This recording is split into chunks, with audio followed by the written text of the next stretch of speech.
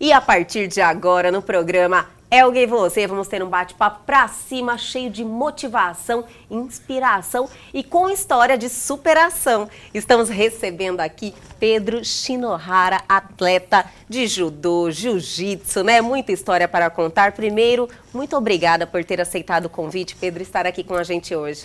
Eu que agradeço pela oportunidade. É sempre legal usar esses momentos para divulgar o nosso esporte e mostrar que hoje em dia a luta já não é como antigamente, eu acho também, né? Que a gente precisa mostrar que tem muito conteúdo envolvido.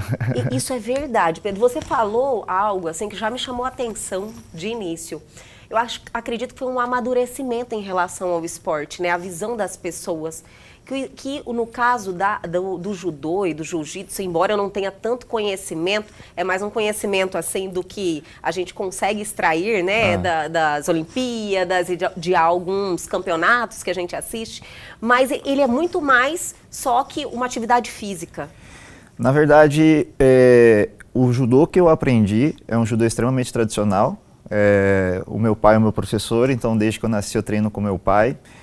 E o meu pai teve 3 professores na vida, os 3 vieram do Japão.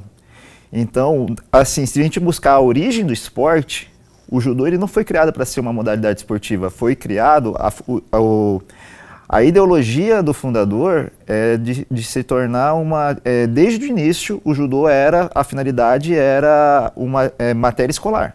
Olha. Então, o judô é muito mais do que um esporte, um estilo de vida. É uma construção de uma personalidade, de valores também, é o que eu percebo. Mais ou menos. Não, esse é o objetivo do Jigoro Kano, quem inventou o judô. Infelizmente, o que eu percebo também que tem acontecido hoje em dia usando a desculpa de se tornar muito profissional, estão se perdendo os valores. Então, você acredita que está num processo inverso agora? Eu acredito que o ganhar hoje em dia está se tomando uma proporção muito maior e algumas coisas estão se deixando para trás, que são os valores que a gente aprendeu, que eu tive a sorte de ter aprendido com o esporte. Então, essa essência está se perdendo. Apenas na busca por ser campeão. Não, mas nós vamos resgatar a essência aqui, que esse é o nosso trabalho. Mostrar o quanto de benefício tem a prática do judô, do jiu-jitsu também. Eu acredito que o jiu-jitsu, ele sofre um pouco de preconceito. Ou é só impressão minha? Na verdade, eu não vou dizer que é algo universal, mas eu tenho excelentes referências no jiu-jitsu. Eu treinei no Rio de Janeiro, eu treinei aqui em Cuiabá, eu treinei nos Estados Unidos, com pessoas que eu tenho uma admiração muito grande, porque fazem o jiu-jitsu como eu aprendi no judô. Às vezes, meu pai ele é um pouco extremista na parte de ser rigoroso, né? Nem tanto assim, mas é muito parecido com a forma que eu aprendi o judô. Entendi. Então, eu acho que um tempo atrás foi necessário. O jiu-jitsu criou esse estereótipo da agressividade, da briga de rua, porque lá atrás foi a forma que quem adaptou o jiu-jitsu japonês para se tornar o Brazilian Jiu-Jitsu, o jiu-jitsu brasileiro que a gente pratica hoje em dia, eles precisavam mostrar a importância daquele novo esporte que eles estavam lançando. Entendi. E como eles precisavam, chocando o mundo. Então, assim, desafiavam outros atletas de outras modalidades, que foi a forma que eles acharam para se projetar. Entendi. Então, foi necessário por um momento. Uma estratégia de marketing, então. Foi, mas com muita efetividade. Tanto é porque se não tivesse efetividade... Virou uma febre também o jiu-jitsu, né, Pedro?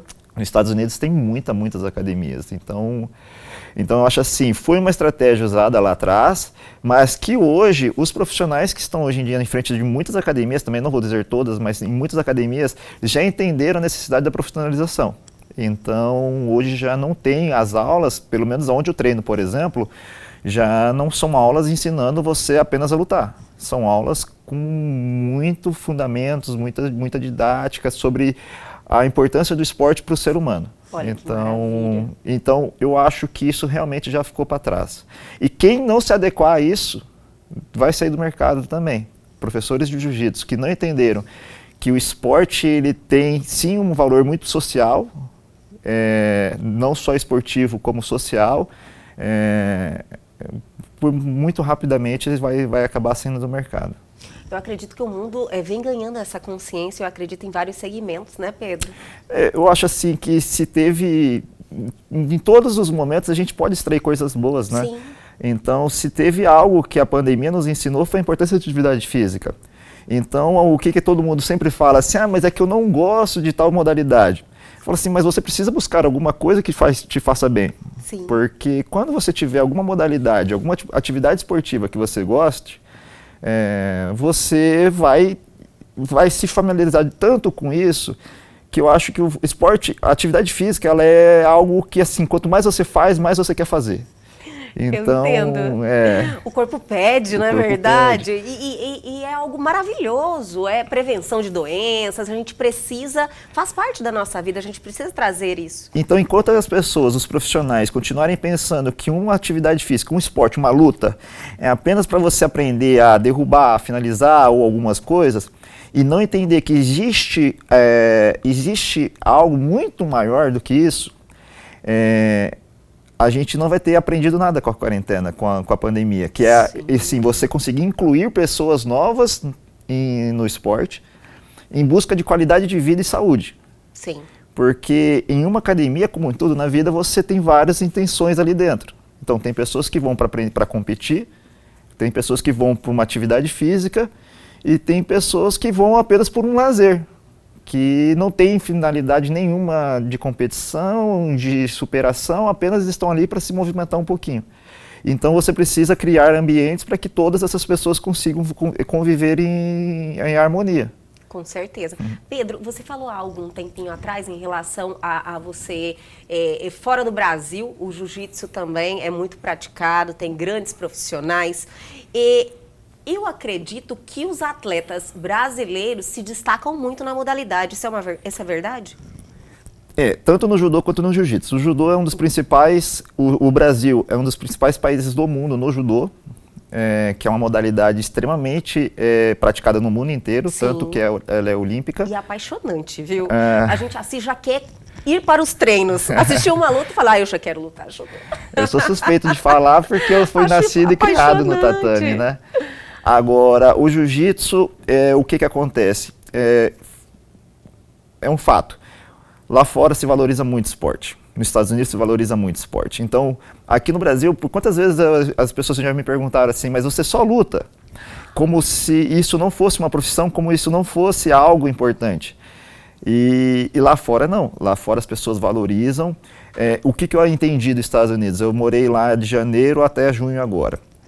Lá eles valorizam muito o trabalho humano e não tanto o bem material. Sim. A prestação de serviço lá é muito valorizada.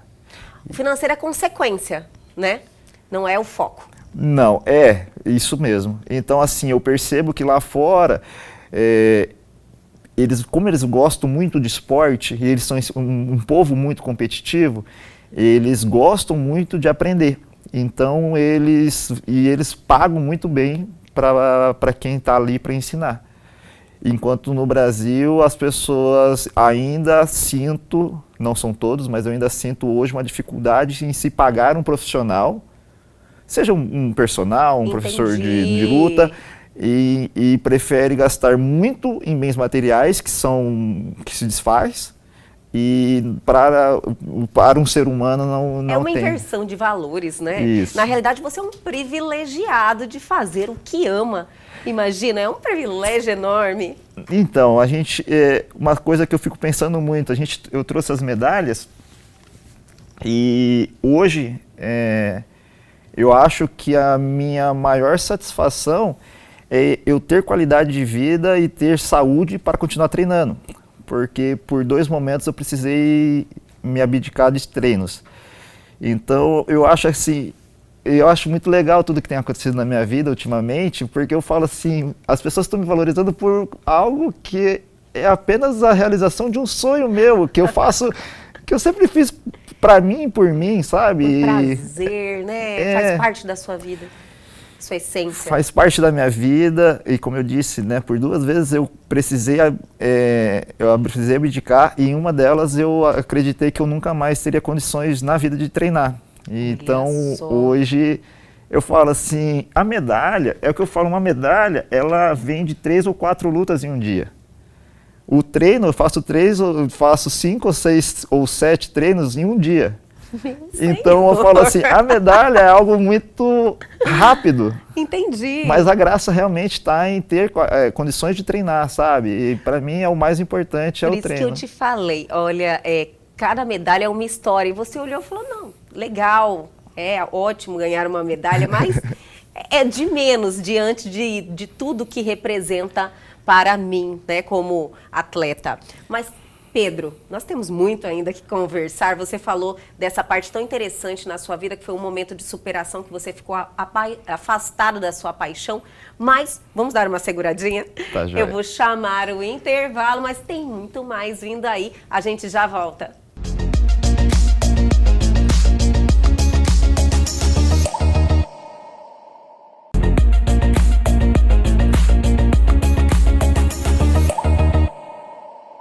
Estamos de volta hoje recebendo Pedro Shinohara. Agora eu estou falando certíssimo, não vou errar. Pedro, que prazer te ter aqui. Realmente é muito bom ter esse bate-papo, mostrar para as pessoas que viver praticando o que ama, viver assim, construindo algo com propósito, a vida é diferente, fica mais leve, não é verdade? Com certeza.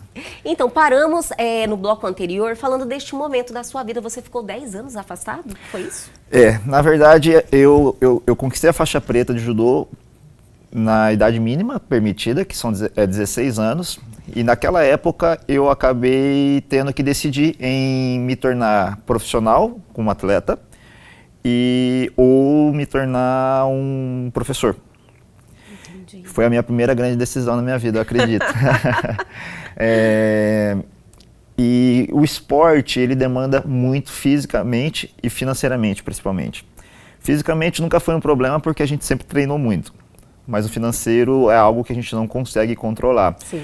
E isso eu estou dizendo em 2004 e 2005. Em 2004 eu fiz a prova da faixa preta, fui aprovado. Em 2005 eu tive que definir.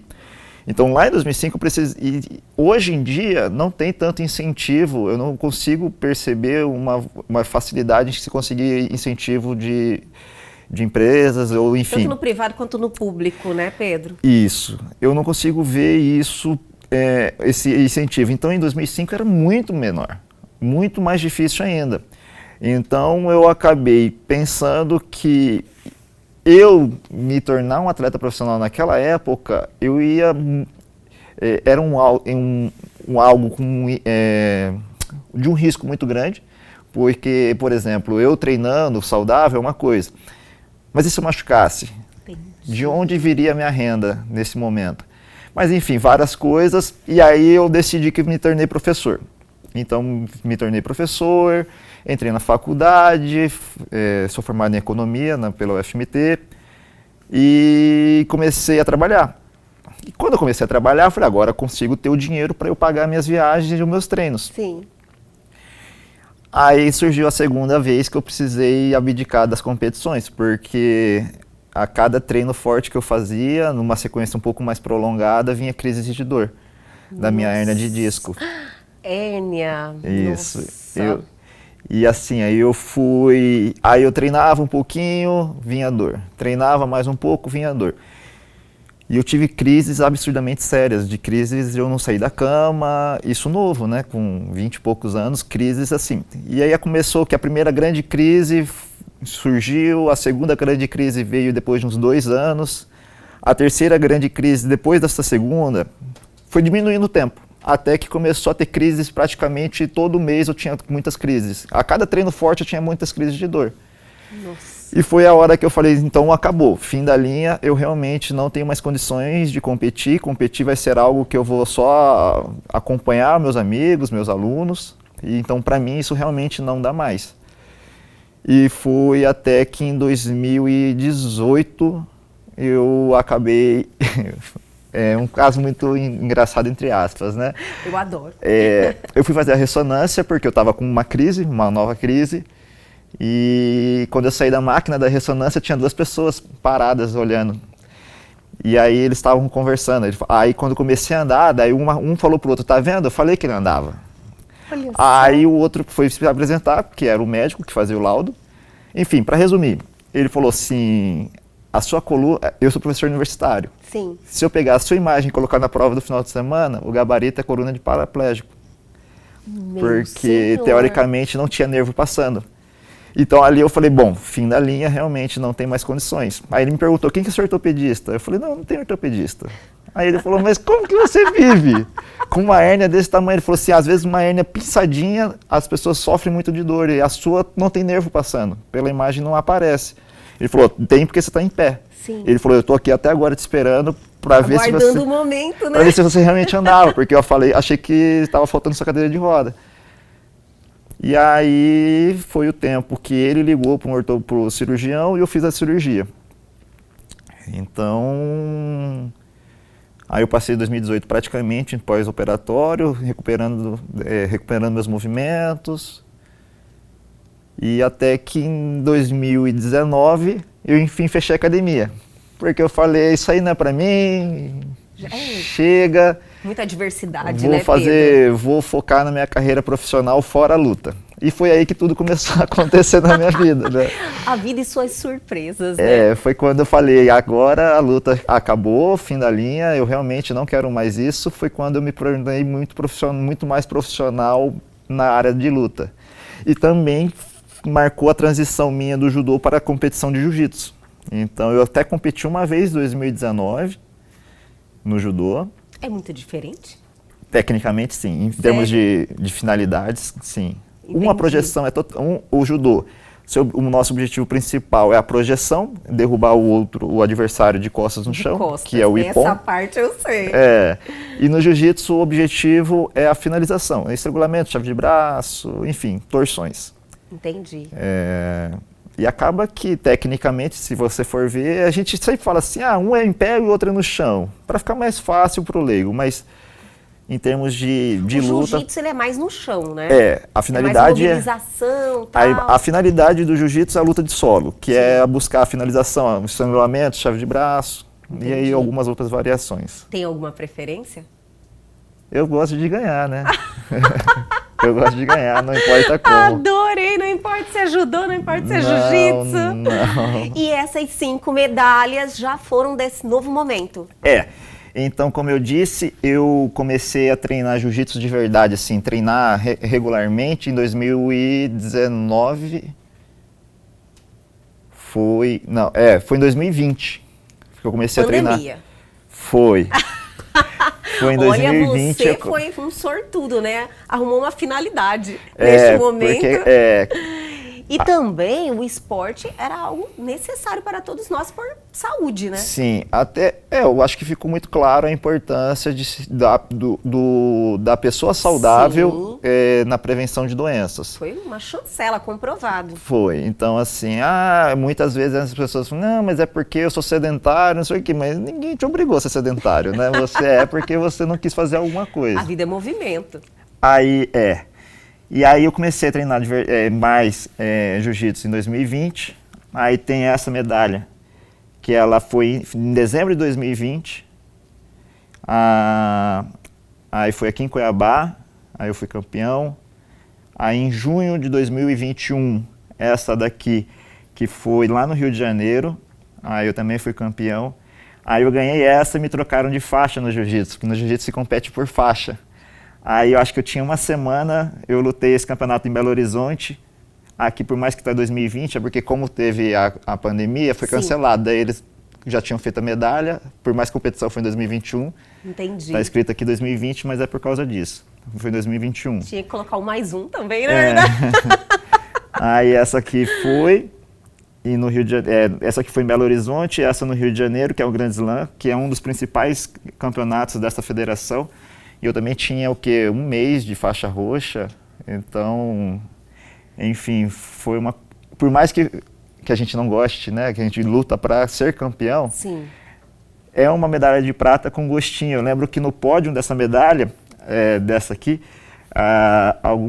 O que estava em primeiro e em terceiro estavam conversando. Falou, pô, eu já te vejo faz tempo em competição, né? Você está faz tempo na roxa. Aí o primeiro falou, tô 4 anos. Aí o terceiro falou, pô, eu tô 3 anos e meio. Aí eles olharam para mim, e você? Eu falei, tem quase um mês que eu tô na roxa. Ai, olha. E essa é a mais recente, que foi conquistada lá nos Estados Unidos, em Houston. Olha que legal! A mais recente é essa? Foi, Quanto tempo tem? Foi em maio. Em maio agora. Olha que legal! Nossa, que volta, hein, Pedro? Meu senhor! Acho que tô pegando jeito, que você né? Você acha que você está no seu melhor momento?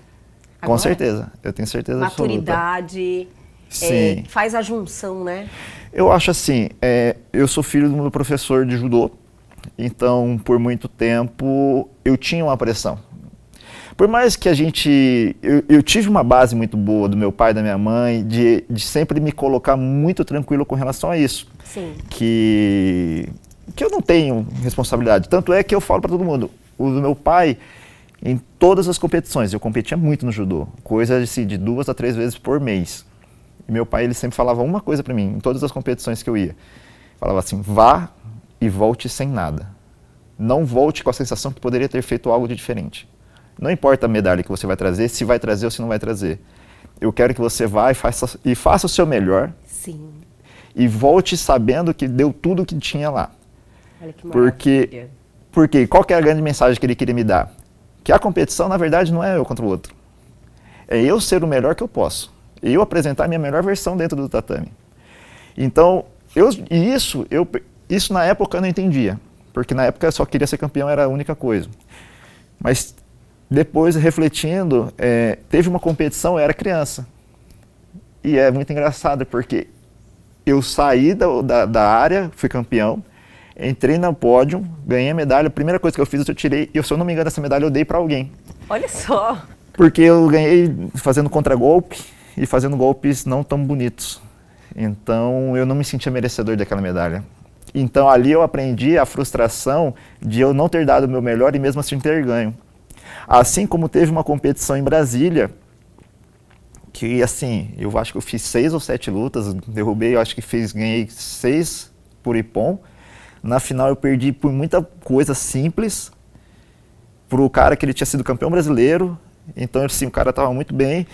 E ali eu fiquei em segundo, mas eu lembro que nessa competição eu não aguentava de felicidade, porque eu sabia que eu tinha feito muito mais do que eu acho que eu era capaz de fazer naquela época. Então, na verdade, depois eu refleti e falei assim, cara, realmente a competição não tem nada a ver com o meu adversário. É o que eu saio pensando de mim mesmo da competição. Entendi. Então... Mas para chegar a esse nível é muita reflexão, principalmente que, lógico, você falou várias vezes, fez referência ao seu pai, existia uma pressão, as pessoas colocam isso, né? Sendo filho de quem você que é uma pessoa, uma referência, mas eu acredito que a sua trajetória te fez chegar a esse momento, né? Na verdade, e com muito apoio da sua família, lógico. Sempre tive muito apoio dos meus pais, dos meus irmãos também. Na verdade, infelizmente, umas coisas que eu escutava quando eu era campeão, que eu não fazia mais que obrigação porque eu era o filho do professor. Não acredito, o ser humano é complicado. E se eu perdesse, era uma vergonha, porque o filho do professor não pode perder.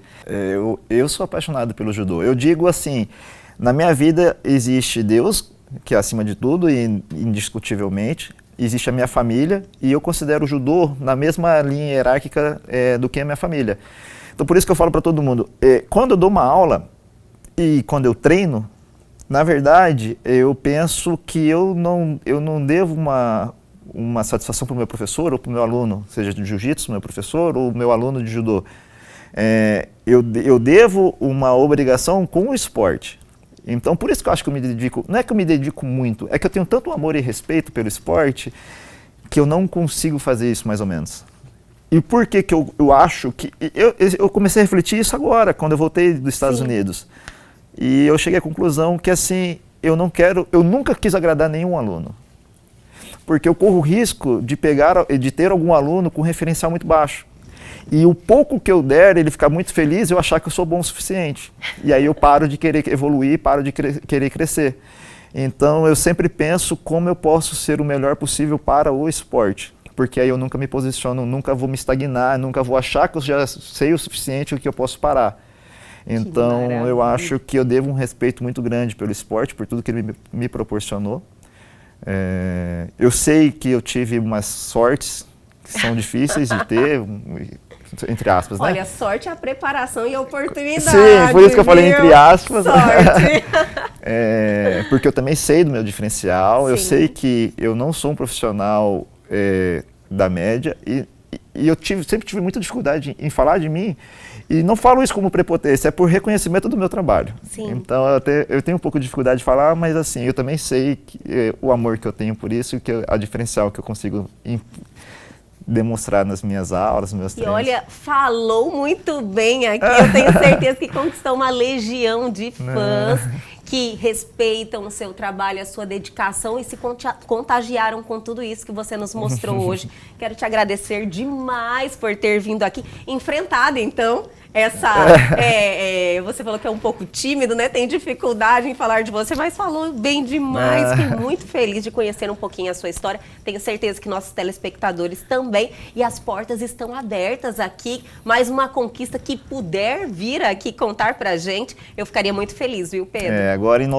Agora em setembro tem 2 competições, em novembro vai ter outra. Espero trazer bons resultados. Torcendo por você. Pedro, foi um prazer te conhecer um pouquinho da sua história e logo, espero que logo você retorne aqui ao nosso programa. Muito obrigado pela abertura, muito obrigado pela oportunidade de poder falar um pouco do esporte, que é algo que eu amo tanto, que respeito tanto, e que se isso tocar alguém e resolver dar uma chance para o esporte, começar a querer treinar, eu tenho certeza que busque uma academia que você se familiarize, que você concorde com a cultura da academia e pratique alguma coisa que você eu te falo, vai mudar a sua vida.